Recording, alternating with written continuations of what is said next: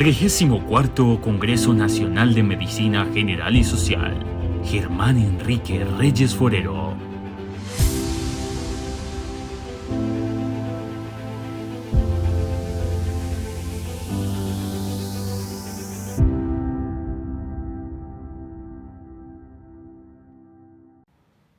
Les recordamos registrar su asistencia diariamente haciendo clic en el enlace que ya está ubicado al inicio de cada chat, tanto de YouTube como en Facebook, y llenar los datos que se les solicitan. El enlace será desactivado inmediatamente finalice la última conferencia del día. Recuerda que cada día habrá un enlace diferente. A continuación, tenemos un espacio para la presentación de 4 trabajos de investigación. El primer trabajo de investigación está a cargo de la Fundación Universitaria San Martín y se titula Acceso a los servicios de salud mental en los estudiantes de medicina de la Fundación Universitaria San Martín, sede Sabaneta, debido a la pandemia por COVID-19. Muchas gracias por la invitación. En el marco teórico tuvimos conceptos como salud mental, acceso a servicios de salud mental, pandemia, medicina y estrés. Entonces, desde el 31 de diciembre de 2019, la OMS declara el estado de emergencia debido a la enfermedad causada por coronavirus, el SARS-CoV-2, y el 11 de marzo de 2020 se hizo oficial el estado de pandemia por parte de la OMS. La salud mental de los estudiantes universitarios se ha convertido en una gran preocupación por las universidades en los últimos años. Además, la literatura informa que los estudiantes de medicina muestran un peor bienestar psicosocial en comparación a individuos de la misma edad y exhiben una mayor prevalencia de depresión y agotamiento que la población general, sobre todo porque está expuesta a factores de riesgo debido a las situaciones estresantes que todo el tiempo conviven debido a sus prácticas. Y según un estudio de la OMS, la pandemia está provocando un aumento de la demanda de servicios de salud mental. Más del 60% de los países asociados a la OMS reportó una disturbación en los servicios de salud mental. Y eso no fue una gran problemática porque solamente el 1% de los ingresos destinados al sector salud estaban derivados a este. Entonces, la información obtenida en este estudio es necesaria para comprender los efectos que tuvo la pandemia en la salud mental por parte de los estudiantes de medicina de la Fundación Universitaria San Martín, de la sede Sabaneta, pero además ayudar a exponer a las poblaciones más susceptibles a esta, identificar las dificultades para el acceso a servicios de salud mental, incidiendo positivamente en la formación de nuevas rutas que logren un mayor alcance de la población y puedan soportar el aumento de la demanda durante una pandemias o alguna crisis de esa naturaleza. Como objetivo general, se tuvo que determinar la demanda de acceso a servicios de salud mental por parte de los estudiantes de la universidad, del programa de medicina. Como objetivos específicos se tuvieron 2, describir las características sociodemográficas de los estudiantes del programa de medicina de la FUSUM y describir la demanda de acceso a servicios de salud mental por parte de los estudiantes de medicina de la FUSUM de la sede de Sabaneta. Fue un estudio observacional descriptivo de corte transversal. La población fueron todos los estudiantes del programa de medicina de la Fundación Universitaria San Martín de la sede de Sabaneta, que se en ciclo básico y correlación básico-clínica. Fue un muestreo por conveniencia. Se utilizaron fuentes de información primaria. Las técnicas de recolección fueron cuestionarios autoadministrados. De los instrumentos fueron 2 cuestionarios. Uno, que fue el cuestionario de variables sociodemográficas, y el segundo, que fue el cuestionario de demanda de acceso a servicios de salud mental. En el análisis univariado se tuvieron variables como en el cuestionario de variables sociodemográficas como la edad, el sexo, que es contagio por COVID-19, estar empleado, si fue diagnosticado por alguna enfermedad psiquiátrica que tuvo que haber sido previamente diagnosticada por un profesional de la salud, el estado civil, el nivel socioeconómico, si alguien cercano falleció por COVID-19, si presentó dificultades económicas durante la pandemia, si convivió con alguna persona cada parte de algún grupo de riesgo, y se utilizó alguna estrategia para afrontar estresores durante la pandemia y si esas fueron realmente representativas para ellos. Se hizo también el cuestionario de demanda de servicios de salud, de acceso a servicios de salud mental, en el cual se valoró cuál fueron los diferentes servicios a los cuales ellos accedieron y cómo se sentía respecto a este, y el cual fueron valorados por una escala Likert del 1 a 5. En el análisis bivariado se relacionaron con 4 variables, en el cual solamente se encontró con significancia significativa el sexo, que las mujeres tienen 2.95 veces más riesgo de recibir servicios de atención de salud mental. Bueno, entonces solo el 13% de la población accede a servicios de salud mental, pero ¿qué tan verídico es esa cifra? En un estudio realizado por la Iniciativa Internacional de Estudiantes Universitarios de la OMS, mostraron preferencia para manejar el problema la mayoría de los estudiantes mostraron preferencia para manejar el problema solo y sentirse demasiado avergonzado. También se asoció con probabilidades significativas reducidas pues, de buscar alguna intervención y ayuda. Sentían vergüenza, sentían que no eran capaces o que eso iba a quitarles como la parte profesional, el criterio profesional. La mayoría de esos estudios reportan que el factor pues, principal es como la vergüenza y las estigmas sociales que se encuentran referente al acceso a servicios de salud mental. Según estimaciones de la OMS, 1.000 millones de personas sufren en todo el mundo enfermedades mentales, lo cual representa una sexta parte de la población total del planeta. Además, un estudio del Ministerio de Protección Social estimó que entre un 85.5 y 94% de las personas con un trastorno mental no acceden a los servicios. Los estudiantes universitarios representan una población importante, en lo cual estudiar el acceso a la atención de salud mental, comprender sus necesidades insatisfechas, mejorará los esfuerzos y ayudará a prevenir los trastornos de salud mental. Sin importar el resultado de este estudio, siempre se deberá buscar mejorar el acompañamiento, ya que eso se va a asociar a un mejor servicio, a una mejor atención a nuestros pacientes. Muchas gracias. El segundo trabajo de investigación lo presentará un equipo de la Universidad Pontificia Bolivariana y se titula Caracterización sociodemográfica, epidemiológica y clínica de niños con trastorno de espectro autista que acuden a la Clínica Universitaria Bolivariana en el periodo 2011-2021. Cordial saludo, mi nombre es Luisa María García Molina, soy estudiante de 10º semestre de Medicina de la Universidad Pontificia Bolivariana y hoy les vengo a exponer nuestro proyecto de investigación titulado Caracterización sociodemográfica, epidemiológica y clínica de niños con trastorno del espectro autista que acuden a consulta a la Clínica Universitaria Bolivariana en un periodo entre el 2011 y el 2021. Para entrar un poco en contexto, tenemos que el trastorno del espectro autista es una condición del neurodesarrollo caracterizada por deficiencias persistentes en diferentes ámbitos del comportamiento. Se diagnostica generalmente entre los 4 y los 6 años de edad, pero se ha visto que los signos clínicos pueden aparecer incluso desde los 12 a los 18 meses de vida. Según la OMS, 1 de cada 160 niños a nivel mundial padecen este trastorno y aproximadamente 15% de todos los menores de 15 años en Colombia tienen un trastorno del desarrollo, pero no existen cifras oficiales sobre este trastorno específico. Es por esto que comenzamos a preguntarnos cuáles eran las características que diferenciaban a nuestros niños en nuestro medio con este trastorno y cómo de alguna forma, conociendo estos factores, podíamos impactar en ellos. Por lo tanto, el objetivo de nuestro estudio fue caracterizar sociodemográfica, epidemiológica y clínicamente a niños con trastorno del espectro autista que acudían a la consulta externa de una entidad privada de Medellín en el periodo entre 2011 y 2021. En cuanto a la metodología, tenemos que es un estudio descriptivo retrospectivo en el que se analizaron las historias clínicas de pacientes menores de edad diagnosticados con trastorno del espectro autista según los criterios diagnósticos del DSM-5. Por supuesto, todo esto luego de obtener el aval por parte de la institución participante y por parte del Comité de Ética en Salud de la Universidad Pontificia Bolivariana.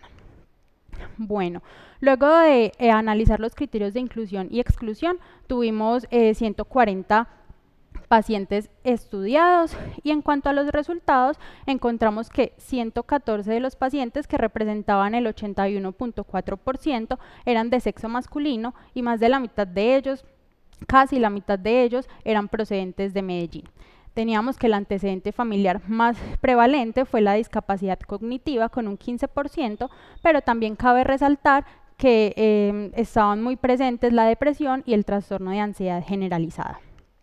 En cuanto a los antecedentes ginecobstétricos, tenemos que el 53.6% de las madres ya habían tenido un embarazo previo y únicamente 5.7% de los pacientes eran fruto de un embarazo múltiple. Bien, en cuanto a las características clínicas, tenemos que hubo 3 características predominantes. Primero, las alteraciones en las interacciones sociales con un 61.4%, luego las alteraciones en los intereses o actividades restringidas o repetitivas con un 59.3% y las alteraciones en la comunicación con un 55.7%. Acá tenemos un gráfico en el cual podemos ver los diferentes grados de severidad del TEA y cómo se distribuyeron nuestros pacientes entre ellos. Tenemos que la mayoría, en un 42.9%, tenían una severidad entre leve a moderada. Y en cuanto al tratamiento que recibían estos pacientes, 41.4% estaban bajo un tratamiento farmacológico, pero el 42.9% también estaban participando de terapia ocupacional. Entonces, en cuanto a la conclusión de nuestro estudio, es que el trastorno del espectro autista se presenta sobre todo en el género masculino en la edad escolar, que tenemos 3 características predominantes y que los pacientes pueden participar tanto de terapia farmacológica como no farmacológica. Y es entonces en esta conclusión donde buscamos impactar. Debido a que en nuestra población el diagnóstico del trastorno del espectro autista se hace de manera tardía, el objetivo es brindarle a los padres de familia esas herramientas y esos implementos para que ellos puedan detectar tempranamente cualquier signo de alarma e impulsarlos a consultar de inmediato.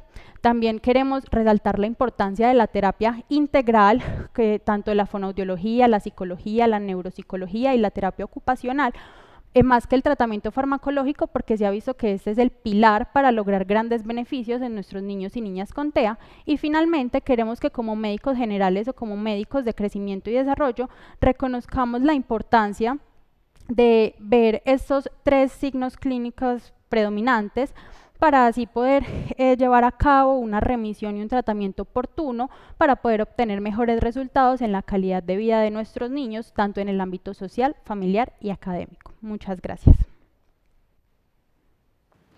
El tercer trabajo de investigación en esta jornada está a cargo de un equipo de la Universidad CES y se ha denominado Barreras y facilitadores de implementación de las recomendaciones SPACI para el tamizaje de trastornos neurocognitivos en el contexto perioperatorio cardiovascular, Colombia, año 2023. Muchas gracias por la oportunidad de dejarnos presentar este protocolo ante la asociación y el Congreso. Sabemos que estamos enfrentando un envejecimiento poblacional a nivel mundial, el cual ha evidenciado principalmente en países desarrollados. Sin embargo, en países como Colombia también se está experimentando, lo cual implica una mayor demanda en el servicio de salud en el adulto mayor. Entonces, sabemos que se ha reportado hasta 1 de cada 5 pacientes mayores de 60 años que entran a un procedimiento quirúrgico electivo, presentando signos tempranos de déficit cognitivo. En caso de la cirugía cardíaca mayor, se ha reportado hasta un 30 a 80%. El déficit neurocognitivo temprano puede progresar a un trastorno neurocognitivo que afecte la calidad de vida, funcionalidad y supervivencia del adulto mayor. Es por esto que la Sociedad para la Evaluación Perioperatoria y la Mejora de la Calidad, SPACI por sus siglas, desarrolló una serie de recomendaciones para mejorar la detección temprana de los trastornos neurocognitivos, buscando una identificación y atención oportuna. Estas recomendaciones SPACI se desarrollan en un contexto estadounidense, por lo cual si estas recomendaciones se quieren implementar en nuestros servicios colombianos, se desconoce cuáles son las barreras y facilitadores. Por eso, pues sí, es importante poder identificar y describir estas barreras y facilitadores, lo cual nos permite entonces aportar evidencia que contribuya al diseño de estrategias para la implementación de las recomendaciones SPACI en el contexto específico de la cirugía cardiovascular en Colombia. Considerando esto, nos preguntamos cuáles son las barreras y facilitadores para implementar las recomendaciones de cribado para desórdenes neurocognitivos en el ámbito perioperatorio en la Sociedad de Evaluación Perioperatoria y Mejoría de la Calidad, SPACI. Ante esta pregunta surgen 2 hipótesis importantes. La primera, se espera encontrar más barreras que facilitadores, los cuales impiden la adecuada evaluación de los pacientes quirúrgicos. Y la segunda, se esperan que las barreras sean principalmente de tipo económico y asociado al recurso humano. Con esta pregunta en mente y durante la revisión de la literatura, entonces pudimos identificar que era importante basarnos en el modelo de barreras y facilitadores para la implementación específica de recomendaciones en la práctica clínica. Además, consideramos importante definir los conceptos, como lo pueden evidenciar lo que es el delirium posoperatorio y la disfunción cognitiva posoperatoria. Entendiendo también como barreras aquellos factores que impiden o limitan total o parcialmente la implementación del cambio en la práctica profesional, y facilitadores como aquellos factores que facilitan total o parcialmente la implementación de estos. Evidenciamos en el diagrama de modelos de barreras y facilitadores para la implementación específica de recomendaciones en la práctica clínica, como lo muestramos en el diagrama, y se presentan las recomendaciones de la sociedad mencionada. como lo podemos evidenciar. Después de recopilar la información, nos planteamos los siguientes objetivos. Como objetivo general, evaluar las principales barreras y facilitadores de implementación de las recomendaciones SPACI en déficit neurocognitivo perioperatorio en pacientes cardiovasculares en los principales centros de atención para el año 2023. Y definimos 3 objetivos específicos, los cuales son, entonces, describir las barreras facilitadores de la implementación de las recomendaciones SPACI, identificar perfiles de implementación según patrones de barreras y facilitadores y analizar características institucionales y regionales asociadas a barreras y facilitadores. En la metodología vamos a tener entonces con este protocolo un estudio cuantitativo de enfoque empírico analítico con intencionalidad descriptiva y diseño transversal. La población, instituciones con servicio de cirugía cardiovascular habilitados en Colombia para el año 2023 y la muestra y tipo de muestreo, instituciones registradas en el REPS para el 9 de mayo del 2022. Importante tener en cuenta estos criterios de inclusión y exclusión para poder desarrollar adecuadamente el estudio. Ya en el diagrama de variables empezamos caracterizando los servicios de cirugía cardiovascular. Además, evaluaremos las barreras y facilitadores desde el contexto social, político del sistema de salud, profesional de salud, del paciente y las guías de práctica clínica. Como recolección de datos, simplemente se va a diseñar una encuesta de manera electrónica con preguntas cerradas que diligenciarán las personas representantes de estos servicios. Como control de errores y sesgos, sabemos que van a haber sesgos de selección, sesgos de información y sesgos de confusión, los cuales teníamos previamente vistos y planteamos el adecuado control de estos. Y pues es importante tener en cuenta el plan de análisis en donde los resultados del primer objetivo serán obtenidos mediante estadísticos descriptivos, para el segundo se empleará el análisis factorial y para el tercero se explorarán asociaciones entre los reportes de barreras y facilitadores. Ya a nivel de consideraciones éticas, en este estudio no conlleva un riesgo potencial en la investigación y ninguno de los miembros del grupo de investigación presenta conflictos de interés. También se evaluarán que ninguna institución los tenga. Muchas gracias.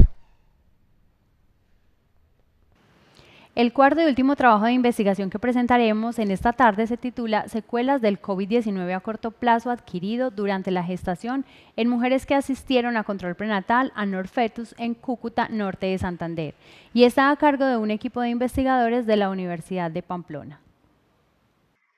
Buenos días, quien les habla es el estudiante de 9º semestre Mario Fernando Enríquez, quien con su grupo de trabajo, la doctora Raquel Amanda Bellamizar, que es la asesora académica, y el doctor Pablo Galvis, que es el asesor científico, les venimos a presentar el siguiente proyecto de investigación que se titula Secuelas del COVID-19 a corto plazo adquirido durante la gestación en mujeres que asistieron a control prenatal a Norfetus en Cúcuta, norte de Santander. Cuando hablamos de la introducción, tenemos que el virus del COVID-19 ha traído varios problemas a la población en general, entre ellos la infección a mujeres gestantes dejándolas con varias secuelas que frenan o detienen su vida cotidiana. Las mujeres embarazadas que fueron contagiadas, hospitalizadas y tratadas por el virus del COVID-19 en muchos casos siguen presentando síntomas como fatiga y debilidad muscular. Es por eso que esta investigación trata de analizar cuáles fueron las secuelas más importantes en mujeres del área metropolitana de Cúcuta, norte de Santander, que asistieron a consultorio Norfetus y que fueron contagiadas con este virus durante la etapa de gestación. Si hablamos de la justificación y de la pregunta de investigación, encontramos que la pandemia a causa de la SARS-CoV-2 ha traído grandes implicaciones a nivel de salud pública y la población de mujeres gestantes ha sido una de las más afectadas. Más allá de tener la enfermedad, muchas de estas pacientes han experimentado secuelas post-COVID, en parte por temor que les genera perder a sus bebés. No obstante, en Colombia tenemos claro que son pocos los reportes existentes, lo que hace que a través de este estudio abordemos la siguiente pregunta de investigación, y es: ¿cuáles son las secuelas frecuentemente asociadas al COVID-19 en mujeres que consultan a control prenatal? En cuanto a los objetivos, tenemos un objetivo general, el cual es analizar cuáles son las principales secuelas del COVID-19 a corto plazo adquirido durante la gestación en mujeres que asistieron a control prenatal a Norfetus en Cúcuta, norte de Santander. Los objetivos específicos constan de determinar cuáles son las secuelas más frecuentes en las mujeres embarazadas contagiadas por COVID, identificar qué secuelas son más persistentes a corto plazo en mujeres embarazadas contagiadas por COVID y por último relacionar a las secuelas más frecuentemente encontradas en mujeres gestantes COVID positivas con el tipo de vacuna y la dosis aplicada. La metodología se basa en un enfoque mixto, el cual la parte cualitativa será describir la realidad de las pacientes objeto de estudio a través de la entrevista directa para conocer su estrato social y estado civil, entre otros parámetros. La parte cuantitativa se basa en la recolección de datos tales como la edad, el número de hijos, las comorbilidades, dosis y tipo de vacuna anti-COVID aplicadas. El alcance de este estudio tiene un alcance de tipo descriptivo, ya que aquí se detallarán cuáles son las secuelas más comunes del COVID-19 en mujeres gestantes que hayan asistido a control prenatal a Norfetus en Cúcuta, norte de Santander. Si hablamos de la metodología y la elaboración del proyecto de investigación, primero se hizo lo que fue una selección en la base de datos del consultorio Norfetus. Posterior a esto se pasó a desarrollar una ficha Excel en la cual desarrollamos preguntas preestablecidas y se pasó a la realización de encuesta por llamadas a las pacientes. Se pasó a hacer la posterior tabulación de los datos y el análisis de los datos recolectados en Excel, y se hizo la escritura y la socialización de los resultados. En los resultados preliminares, después de 15 días de infección, encontramos que la diabetes es la patología de base con más frecuencia reportada en las pacientes analizadas, y los síntomas generales más encontrados después de 15 días de infección en el 40% de la muestra fue lo que es la fatiga y la fiebre.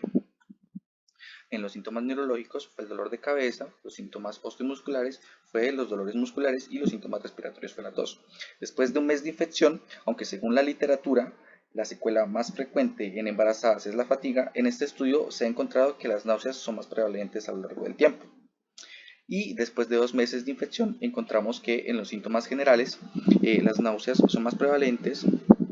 En los síntomas psiquiátricos, lo que es la ansiedad y el estrés son los síntomas más prevalentes, y los síntomas neurológicos son los mareos. En cuanto a los resultados preliminares y la relación entre la vacuna y el COVID-19, este es un parámetro que tenemos pendiente, que en los próximos días ya lo vamos a desarrollar. Y el análisis de los resultados mencionado anteriormente, estos hallazgos coinciden con los reportes realizados por el Dr. Ayaz y la doctora Efati en el año 2020, quienes han reportado que las mujeres gestantes aumentaron los niveles de ansiedad, estrés y depresión significativamente más durante la pandemia del COVID-19, lo que en este estudio se ve reflejado en los síntomas psicológicos. En cuanto a las conclusiones, tenemos que el 100% de las pacientes generan secuelas del COVID 15 días después de haber dado positivo a la prueba, ya sea antígeno o PCR. Las secuelas que más prevalecen en el tiempo son los mareos y la ansiedad, y después de 2 meses de infección ninguna paciente refiere a algún tipo de secuela. Las pacientes con antecedente familiar son más susceptibles a generar secuelas. Muchas gracias. Agradecemos a los equipos de investigación de la Fundación Universitaria San Martín, de la Universidad Pontificia Bolivariana, de la Universidad CES y de la Universidad de Pamplona por compartir con todos nosotros sus conocimientos y algunas de las investigaciones que vienen desarrollando.